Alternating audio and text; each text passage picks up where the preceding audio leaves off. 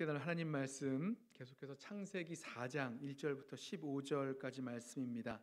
구약성경 창세기 4장 1절부터 15절까지 말씀 우리 찾으셔서 한 절씩 교독하고 마지막 절은 함께 읽겠습니다. 창세기 4장 1절부터 15절까지 말씀입니다. 제 성경은 구약성경 4쪽에 있습니다. 창세기 4장 1절부터 한 절씩 교독하겠습니다. 제가 먼저 읽습니다. 아담이 그의 아내 하와와 동침하매 하와가 임신하여 가인을 낳고 이르되 내가 여호와로 말미암아 득남하였다 하니라. 그가 또 가인의 아우 아벨을 낳았는데 아벨은 양치는 자였고 가인은 농사하는 자였더라. 세월이 지난 후에 가인은 땅의 소산으로 제물을 삼아 여호와께 드렸고 아벨은 자기도 양의 첫 새끼와 그 기름으로 드렸더니 여호와께서 아벨과 그의 제물은 받으셨으나 가인과 그의 제물은 받지 아니하신지라.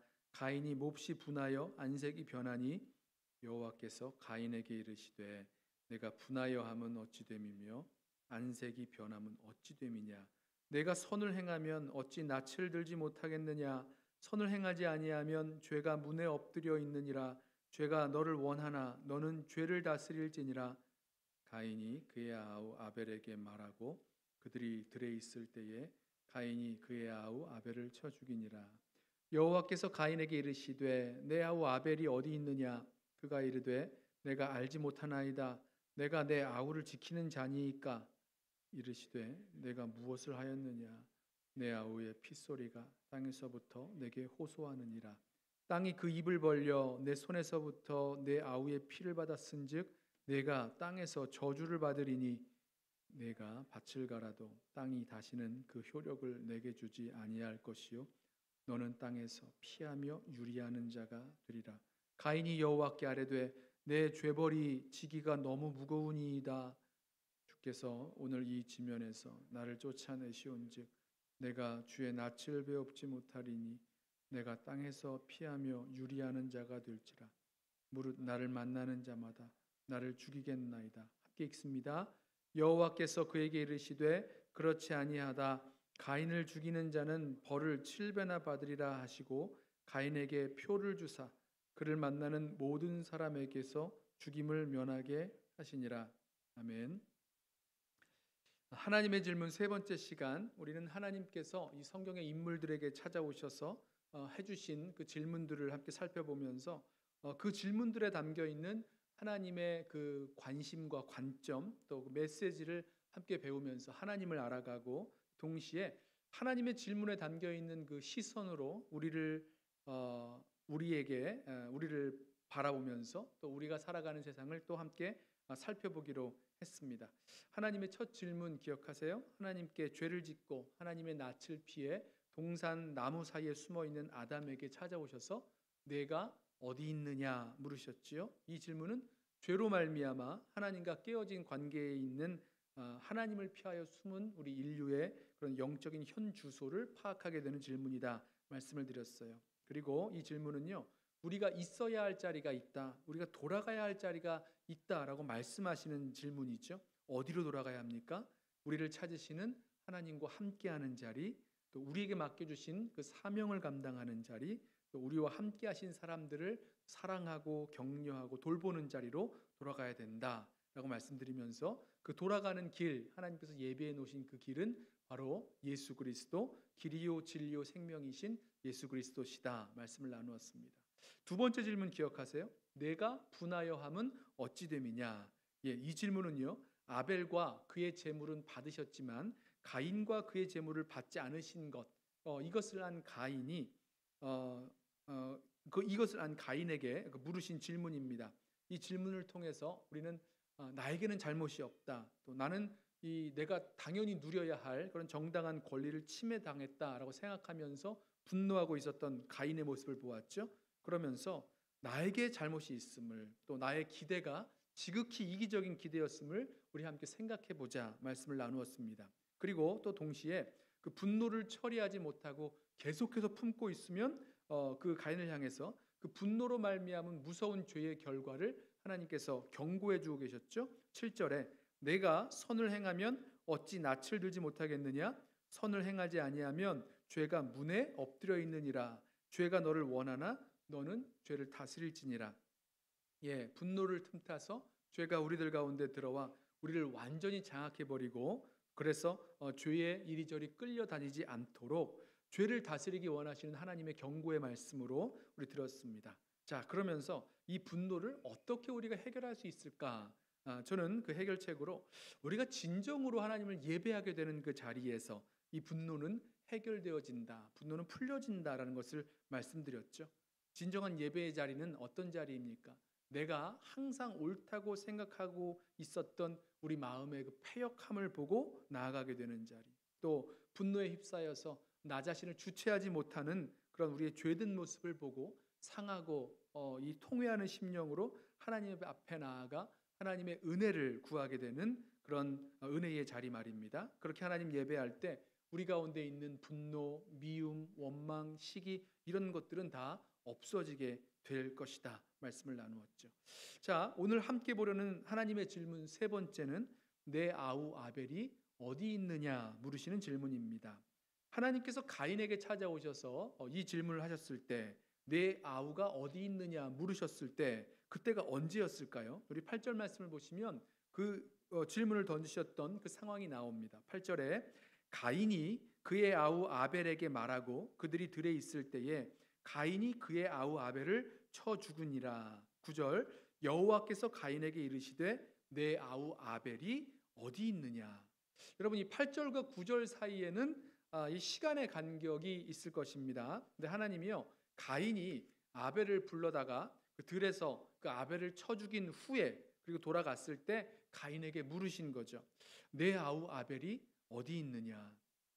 여러분 아시다시피 하나님은요, 이 형 가인이 아우 아벨을 쳐 죽인 것, 그리고 어디에 묻혀 있는지 하나님 알고 계십니다. 이게 몰라서 묻고 계시는 게 아니에요. 지금 아벨이 어디에 있습니까? 여러분, 아벨이 어디 있을까요? 예, 하나님의 품에 있는 것 아니겠어요? 죽은 그 의인의 그 핏소리가 땅에서 하나님께 호소한다 이후에 이렇게 말씀하시는데, 이것은요 의인의 부활에 대한 이 구약적인 표현이 되겠죠. 아벨이 죽고 끝난 것이 아니라 지금 하나님 앞에서 영원한 생명을 누리고 있습니다. 자, 그렇기 때문에요, 하나님은 이미 모든 것을 알고 계셨습니다.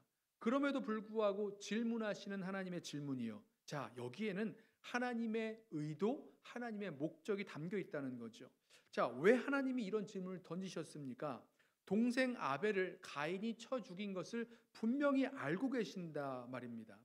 그런데요, 저는 이 말씀을 보면서 잘 보시면 이 하나님께서 가인에게 질문하시고 있었던 이 상황이요, 이 질문의 상황이 하나님께서 아담에게 질문을 던지셨던 그 상황과 매우 닮아 있다는 것을 보게 돼요. 보세요, 아담과 하와가 하나님께서 먹지 말라 말씀하신 그 선악과를 따먹고 범죄하여 하나님의 낯을 피해 동산에 숨어 있을 때, 동산 나무에 숨어 있을 때 하나님이 찾아오셔서 아담을 부르시면서 네가 어디 있느냐 이렇게 물으셨죠. 마찬가지로 가인도 하나님께서 죄가 너를 원하나 너는 죄를 다스릴지니라 라고 경고하셨음에도 불구하고 그 분노에 휩싸여서 그 분노를 해결하지 못하고 죄에 사로잡혀 동생을 쳐 죽인 그런 범죄한 상황에서 하나님이 찾아오셔서 가인에게 물으시는 겁니다. 내 아우가 어디 있느냐. 여러분 보세요, 하나님이 찾아오셔서 질문하시는 그 자리, 그 시점이요, 아담이 범죄하였을 때, 가인이 범죄하였을 때입니다. 저와 여러분에게도요, 질문하시는 하나님의 음성이 들릴 때가 있는데요, 언제일까요? 바로 우리가 범죄하게 될 때, 죄인의 자리에 들어가게 될 때, 바로 그때입니다. 하나님을 떠나 범죄하게 될 때, 하나님을 떠나 죄인의 자리에 서게 될 때, 그때 하나님께서 우리들 가운데 말씀하시는 거죠. 마치 죄인의 자리로 들어가기 직전에 하나님께서 죄가 지금 문에 엎드려 있는데 죄는 너를 원하나 너는 죄를 다스릴지니라 말씀하시고 경고하셨던 것처럼, 죄인의 자리에 들어가기 전에 아니면 범죄하였을 그때에 하나님께서 우리 안에 질문하고 계십니다. 하나님의 그 음성이 우리들 가운데도 들려온다는 거죠. 여러분, 그때요 우리 내면 가운데 말씀하시는 그 하나님의 말씀을 잘 듣고 겸손하게 정직하게 반응하시고 응답하셔야 된다는 겁니다. 자, 본문으로 다시 돌아와서 하나님은요, 이 가인의 범죄함을 이미 알고 계셨어요. 마치 아담과 하와가 선악과를 따먹은 것, 범죄했다는 것을 아셨던 것처럼 가인이 아우 아벨을 쳐 죽였다는 것도 알고 계셨습니다.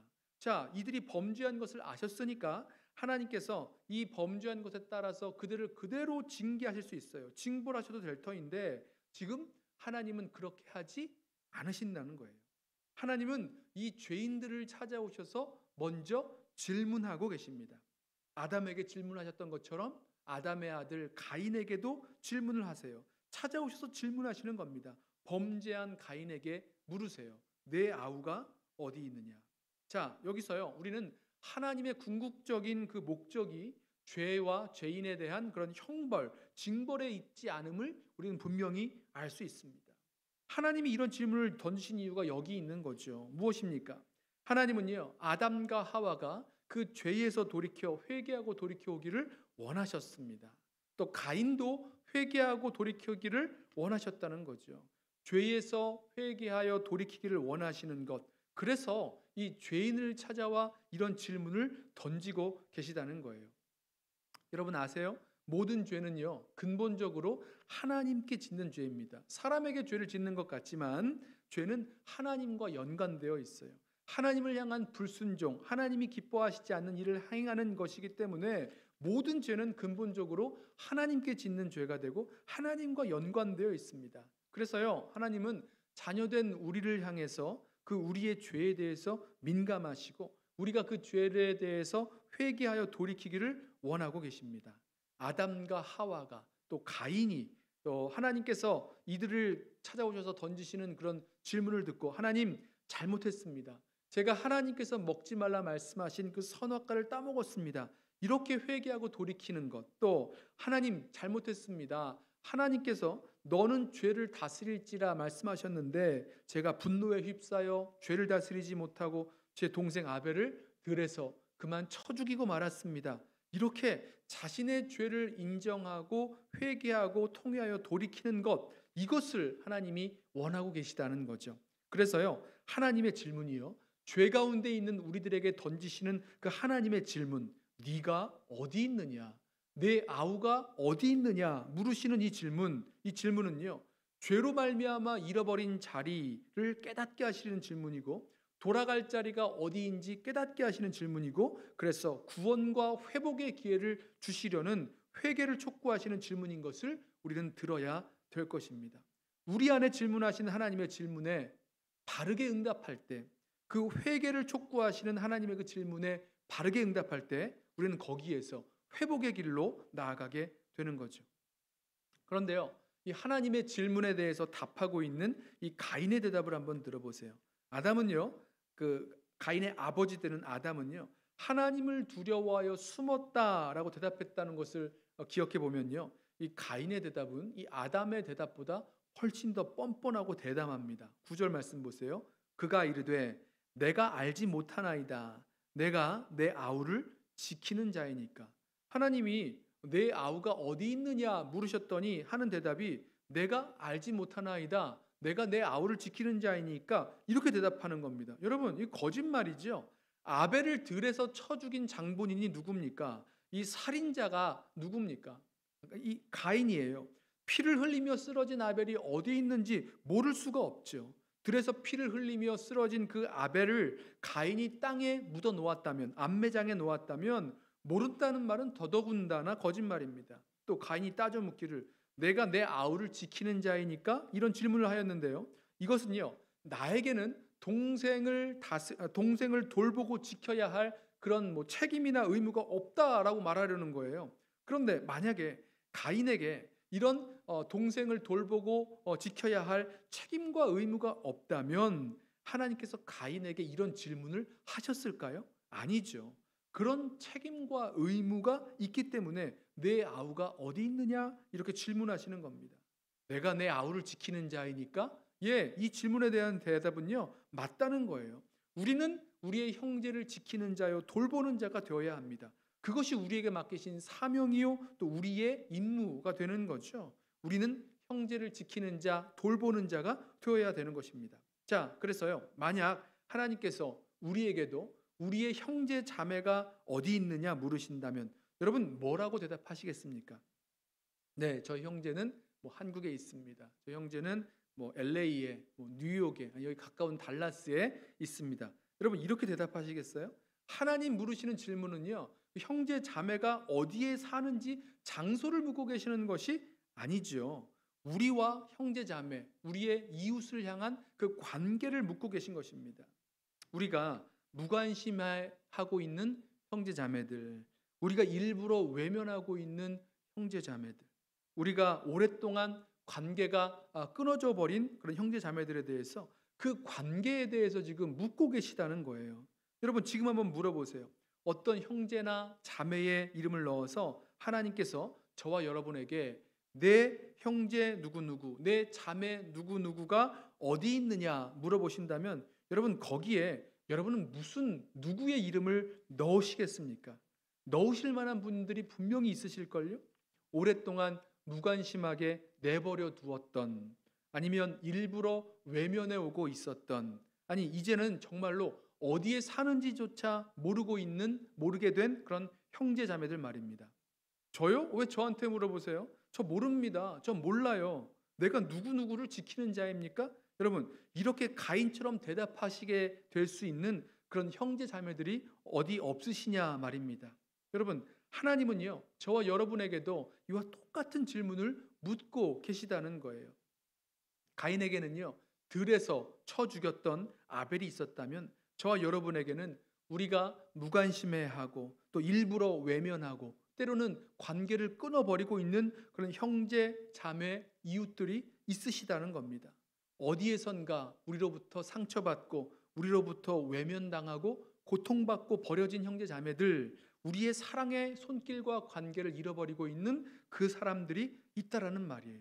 자, 내 형제 누구누구가 어디 있느냐, 내 자매 누구누구가 어디 있느냐라고 물으시는 이 질문 앞에서 우리는 정직하게 하나님 앞에서 이 우리의 관계의 현 주소를 말씀드려야 될 것입니다. 하나님, 저는 그 사람이 싫어서, 아니면 그 사람이 미워서, 아니면 그 사람이 너무너무 힘들어서, 아니면 제가 너무너무 바빠서 내 형제와 자매를 향해서 무관심했고 모른 척 외면했고 관계를 끊어버렸습니다. 여러분 이 자세부터, 이 자리부터 인정해야 잃어버린 그리고 끊어진 그 관계가 회복되는 그런 구원의 역사가 시작된다는 것이죠.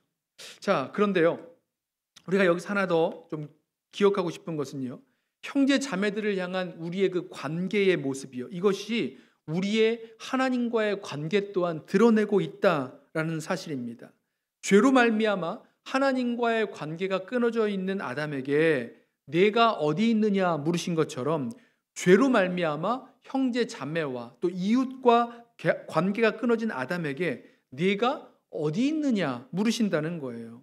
여러분 죄로 말미암아 하나님과의 관계만이 깨지는 것이 아니라 형제 자매 이웃과의 관계도 깨지게 되어 있죠. 여러분 우리가 그 깨어진 관계들을 보았어요. 그 시작이 아담과 하와가 범죄하였을 때 서로를 원망하고 핑계대던 그 모습이요, 또 그 다음 때에, 그 다음 후손 때에 형이 분노 가운데 동생을 쳐 죽이는 사건, 살인사건 말입니다. 죄가 들어왔기 때문에 하나님과의 관계가 깨지고 사람과의 관계도 깨어지게 되는 겁니다. 그래서요 우리는 사람과 깨어져 있는 관계가 드러나면서 그 모습을 보면서 하나님과의 관계도 이렇게 깨어져 있다라는 것을 알게 되는 거죠. 사도 요한이요, 요한일서 4장에서 이렇게 말씀합니다. 4장 20절 말씀에 누구든지 하나님을 사랑하노라 하고 그 형제를 미워하면 이는 거짓말하는 자니 보는 바 그 형제를 사랑하지 아니하는 자는 보지 못하는 바 하나님을 사랑할 수 없느니라. 우리가 이 계명을 주께 받았나니 하나님을 사랑하는 자는 또한 그 형제를 사랑할지니라. 예, 말씀 그대로죠. 무슨 말씀입니까? 하나님 사랑하노라 하고 형제를 미워하면 이건 거짓말하는 거다라고 말씀하세요. 형제를 사랑하지 못하는데 하나님을 사랑할 수 없다. 라고 말씀하고 계십니다. 형제 자매 다 들어있는 말씀이죠. 자, 예수님도요, 어느 율법사가 찾아와서 계명 중에서, 율법 중에서 어느 계명이 가장 중요합니까? 라고 물었을 때 첫째는 하나님 사랑하는 것이고 둘째는 이웃을 내 몸과 같이 사랑하는 거다라고 말씀하셨던 것도 기억하시죠. 하나님 사랑과 이웃 사랑은요, 같이 가는 겁니다. 하나님 사랑하고 형제, 이웃은 사랑하지 않는다. 그렇게 되지 않는다는 거예요. 따로 분리되지 않는다라는 것 기억하시기 바랍니다. 요한복음 13장에서 예수님께서 제자들에게 새 계명을 주시면서 서로 사랑하라 라고 말씀하시면서 내가 너희를 사랑한 것 같이 너희도 서로 사랑하면 사람들이 너희가 내 제자인 줄 알리라 말씀하신 것도 기억해 보세요. 여러분, 하나님을 사랑한다는 증거요, 예수님을 따르는 제자가 되었다는 증거요, 어디에 나타나는 것입니까? 사랑에 나타나는 거예요. 이웃사랑, 형제 자매 사랑, 바로 여기에 하나님 사랑한다는 것, 예수님을 사랑하고 따르는 제자가 되었다는 그런 증거가 나타난다는 것이죠. 누가복음 10장에서 한 율법사가 예수님께 나와서 어떻게 해야 영생을 얻습니까? 이렇게 물어봅니다. 그랬더니 예수님 대답하시기를 율법에는 뭐라고 말합니까? 이렇게 물어보셨어요. 되물어보셨어요. 그때 율법사가 말하기를 마음을 다하고 목숨을 다하고 힘을 다하고 뜻을 다하여 주 너의 하나님을 사랑하고 또한 내 이웃을 내 몸과 같이 사랑하라 이렇게 대답을 합니다. 예수님은 그 말이 맞으니까 그대로 행하라 라고 말씀을 하셨어요. 그랬더니 율법사가 예수님께 다시 묻기를 그러면 내 이웃이 누굽니까? 이렇게 물어봐요. 그때 하신 비유가, 예수님께서 말씀하신 비유가 선한 사마리아인의 비유죠. 강도 만난 사람의 이웃이 된 선한 사마리아인의 비유. 여러분 아시죠? 강도 만나 쓰러져 죽게 된 사람이 있었습니다. 제사장이 길을 가다가 피하고 돌아갑니다. 레위인도 보고 피하여 돌아갑니다. 그런데 한 사마리아인이 그 강도 만난 자를 불쌍히 여겨서 그를 치료해주고 주막으로 데려가서 돌보아주면서 주막 주인에게 돌보아줄 것을 부탁하고 그 돈 두 데나리온을 준 후에 부비가 더 들면, 비용이 더 들면 내가 갚겠노라 하였습니다. 그러면서 예수님은요 이렇게 물어보세요. 누가 강도 만난 자의 이웃이냐라고 물어보세요. 자, 여러분, 이 예수님의 질문이요, 이 율법사의 질문과 비슷하면서도 다른 것이 보이세요? 율법사가 누가 내 이웃입니까? 그러니까 이웃을 사랑해야 되니까 누가 내 이웃입니까? 라고 물었더니 예수님은요 누가 강도 만난 자의 이웃이 되었느냐라고 물으시고는 가서 너도 이와 같이 하라, 선한 사마리아인 같이 하라 라고 말씀하셨어요. 무슨 말씀입니까? 강도 만난 자가 내 이웃이다. 선한 사마리아인처럼 강도 만난 자의 이웃이 되라, 이렇게 내 이웃을 내 몸과 같이 사랑하라 말씀하고 계시는 거죠. 그래서요 우리는요 하나님께서 가인에게 던지셨던 그 질문이요, 성경 전체를 통해서 내 형제가 어디 있느냐라는 이 질문을요 우리도 듣고 대답해야 될 아주 진지한 질문으로 함께 듣고 대답하게 되기를 원합니다. 누가 내 형제입니까? 누가 내 자매입니까? 아니 어떻게 저런 사람이 내 형제요 자매가 될 수 있습니까? 이런 마음이 우리들 가운데 있다면 이것은 형제 자매 가운데 깨어져 있는 그 관계가 있음을 드러내는 것이고 결국은 하나님과의 관계 또한 깨어져 있다라는 것을 드러낸다는 거죠. 자, 우리들 가운데 이 깨어진 관계들, 사람과의 관계 또 하나님과의 관계가 회복되어지는 그 은혜가 우리들 가운데 있기를 원합니다. 이어지는 말씀을 보면 이 하나님의 그 질문, 하나님의 질문을 듣고 돌이킬 수 있었던 그 기회를 잃어버린 그런 결과가 어떤 것인지를 보게 되죠. 가인이 받은 형벌, 그러나 그 진노 중에서 은혜 베푸시는 하나님을 발견하게 됩니다. 내 아우가 어디 있느냐라는 질문에 자신은 모른다고 회피하고 내가 형제를 지키는 자입니까? 라고 따지는 가인에게 하나님은 가인이 회피할 수 없는 질문을 하십니다. 본문 10절에 이렇게 물으시죠. 이르시되 네가 무엇을 하였느냐? 내 아우의 핏소리가 땅에서부터 내게 호소하느니라. 억울하게 죽은 자의 호소하는 그 소리를 하나님이 듣고 계시다는 사실, 여기서 좀 주목했으면 좋겠습니다. 여러분, 분명히 그들은 나보다 힘없는 사람, 무시받는 사람일 수는 있겠지만 하나님께서 그 약한 자들의 소리를 듣고 계시다라는 사실이요. 나의 그 센 힘으로 약자의 피를 흘렸을 때 하나님은요 그 약자의 피를 흘린 자들에게 하나님의 형벌이 임한다라는 사실입니다. 본문 12절에 하나님께서 이렇게 그 형벌을 말씀하세요. 내가 밭을 갈아도 땅이 다시는 그 효력을 내게 주지 아니할 것이요 너는 땅에서 피하며 유리하는 자가 되리라. 이렇게 하나님은 형벌을 심판을 내리셨습니다. 자 보세요. 하나는 그 형벌의 내용 하나는요.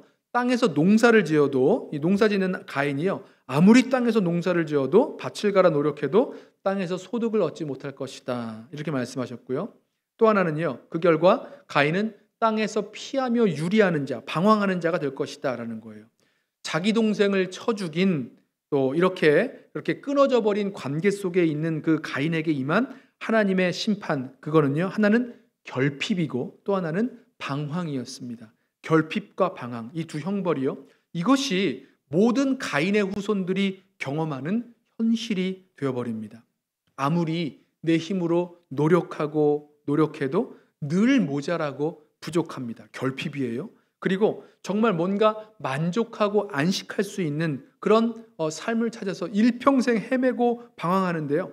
어디에도 이렇게 받아들여지지 못하고 정착하지 못합니다. 늘 두렵고 불안하고 외롭고 이런 모습들이 나타나요. 어디서도 진정한 만족과 안식을 찾지 못합니다. 자, 이것이요. 이 우리 인간의 현실, 가인의 후손들이 맞게 되는 이 현실이 어디에서부터 시작되었는가? 성경은 분명히 보여주고 있죠. 어디서부터입니까? 죄로 말미암아 하나님과의 관계가 깨어지고 죄로 말미암아 인간과의 서로와의 그 관계가 깨어졌기 때문에 시작되었다. 이것이 바로 우리의 현실인 것이죠. 자, 이 죄벌에 대한 이 형벌에 대한 가인의 이 반응을 한번 보세요. 13절과 14절입니다. 가인이 여호와께 아뢰되 내 죄벌이 지기가 너무 무거우니이다. 주께서 나를 쫓아내시온즉 내가 주의 낯을 배웁지 못하리라. 내가 땅에서 피하며 유리하는 자가 될지라 무릇 나를 만나는 자마다 나를 죽이겠나이다. 자, 여러분, 동생을 쳐 죽인 가인이 받는 그 죄의 형벌이 어떤 의미인지 이 가인이 대답하는 그 대답을 잘 들어보세요. 하나는요, 하나님의 낯을 배웁지 못하게 됐다라는 것을 말하고 있고요. 또 하나는 땅에서 피하며 유리하는 동안 누군가 자신을 쳐 죽일 것이라는 그런 두려움을 토로합니다. 누가 뭘 나에게 했기 때문에 두려워하는 것이 아니라 그 전에 스스로 혼자 두려워하면서 살아가는 거예요. 이것을요, 저는요, 하나님과의 깨어진 관계, 사람과의 깨어진 관계의 그 현실의 모습으로 해석할 수 있습니다. 이 시대도 마찬가지죠. 하나님과 떨어져 버리고 분리되어 버리고 그리고 사람이 두려워서 피하며 유리하며 자기만 믿고 살아갈 수밖에 없는 그런 현실들 말입니다. 외롭고 두려운 현실들. 자, 가인의 후손들이 맞이하게 된 그런 세상의 현실이죠. 이 가인의 후손들은 어떻게 이 무거운 형벌, 이 죄벌 가운데서 죽을 것 같은 이 현실 속에서 살아갈 수 있었을까? 하나님은 이 가인의 호소에 대해서 살 길을 주십니다. 15절을 보세요. 여호와께서 그에게 이르시되 그렇지 아니하다. 가인을 죽인 자에게는 죽이는 자는 벌을 7배나 받으리라 하시고 가인에게 표를 주사 그를 만나는 모든 사람에게서 죽임을 면하게 하시니라. 여러분, 하나님이요, 죄인된 가인을 보호해 주십니다. 가인을 죽이는 자는 벌을 7배나 받으리라고 하시면서 가인에게 표를 주셨어요. 물론 이 표가 어떤 표인지는 우리가 모릅니다만 중요한 거는요, 이 표에는 하나님께서 가인에게 주신 약속이 담겨 있다는 거죠. 하나님이 가인을 죽지 않도록 보호해 주신다라는 약속이 담겨 있습니다. 여기서 이해가 안 되는 부분이 있죠. 아니, 왜 하나님이 가인을 이처럼 보호해 주시고 그래서 죽지 않게 하셨을까라는 그런 의문입니다. 가인이 무고한 동생을 쳐 죽였으니까 가인도 그와 같은 살인의 위협을 받으면서 아니면 또 그렇게 죽어야 되는 게 아니냐라는 거죠. 하나님께 회개하지 않은 가인에게, 그런데 이 회개하지 않은 가인에게도 하나님은 은혜를 베푸세요. 이게 잘 이해가 되지가 않아요. 그런데 여러분 기억하세요. 하나님이 이때만이 아니라 처음부터 이런 하나님이셨어요. 만약에 심판 가운데에도 죄 가운데에도 은혜를 베푸신 하나님이 아니셨다면 그러면요, 여기까지 나아올 수도 없었습니다. 벌써 끝났죠. 하나님이 즉각적으로 심판하시고 징벌하셨다면 그러면 죄를 지었을 때 이 아담과 하와가 또 가인마저도 다 이미 다 끝나고 말았겠죠. 근데 그게 아니었던 거죠. 하나님은요, 즉각적으로 심판하시는 하나님이 아니시라 죄를 지었음에도 불구하고 구원의 길을 계획하시고 예비하시고 그 구원의 가능성을 늘 열어놓으셨습니다. 이것이 은혜죠. 우리에게는 하나님의 사랑과 은혜와 그 구원의 표가 있는데요. 그것은 바로 십자가입니다. 죄인이 예수 그리스도의 십자가로 말미암아 모든 죄의 문제, 죄의 형벌이 십자가에서 다 해결되었음을 알려주는 이 십자가요. 이것이 바로 우리에게 주신 마치 가인에게 주셨던 것과 같은 약속의 표가 되죠. 이 십자가와 같은 표는요, 여러 가지가 있어요. 출애굽하기 전날 밤 이스라엘 백성들이 그 자기의 집 문설주에 어린 양의 피를 발랐죠. 그 피를 보고 죽음의 천사가 넘어갔던 것 기억하세요? 또 광야에서 불순종해서 불뱀에게 물려 죽게 되었을 때 이 높이 달린 구리뱀을 보면 그 죽게 되었던 사람들이 살았던 것 기억하세요? 여러분, 마치 이와 같이 십자가는 우리의 죄벌을 친히 담당하셔서 우리로 살게 하여 주시는 그런 은혜의 표시가 된다는 거죠. 자, 우리 말씀을 좀 정리를 해보겠는데요. 이 분노에 휩싸여서 들에서 동생을 쳐 죽인 그 가인을 찾아오셔서 하나님께서 내 아우가 어디 있느냐 물으셨어요. 여러분, 이 질문은 죄로 말미암아 하나님과의 관계가 깨어져 버리고 형제와의 관계, 이웃과의 관계가 깨어져 버린 그 가인에게 돌이켜 회개하게 하시려는 하나님이 주시는 그런 찬스의 시간, 하나님의 질문이었습니다. 하나님은 죄에 대해서 즉각 심판하여 끝내버리지 아니하시고 우리에게도 회개하여 돌이킬 수 있도록 구원의 기회를 열어놓으셨어요. 특별히 이 질문을 우리도 심각하게, 진지하게 듣자라고 말씀을 드렸죠. 무관심했던 형제 자매들, 일부러 외면하고 있었던 형제 자매들, 애써 관계를 끊고 살아왔던 우리의 형제 자매, 또 이웃들을 향해서 내 형제가 어디 있느냐, 내 자매가 어디 있느냐, 내 이웃이 어디 있느냐 물으시는 이 하나님의 질문을 우리도 진지하게 듣고 돌이킬 수 있는 저와 여러분 되기를 원합니다. 여러분, 형제 자매를 향한 이 깨어진 관계의 결과는요, 너무너무 심각해요. 하나님을 향한 우리의 관계가 깨어져 있음을 보여주고 있는 것뿐만 아니라 죄로 말미암아 이 죄로 말미암아 사랑과의 관계가 깨어졌을 때 우리 인간 모두는 궁핍 가운데서 또 방황하면서 참 만족과 안식을 얻지 못한 채 살아가게 된다는 거죠.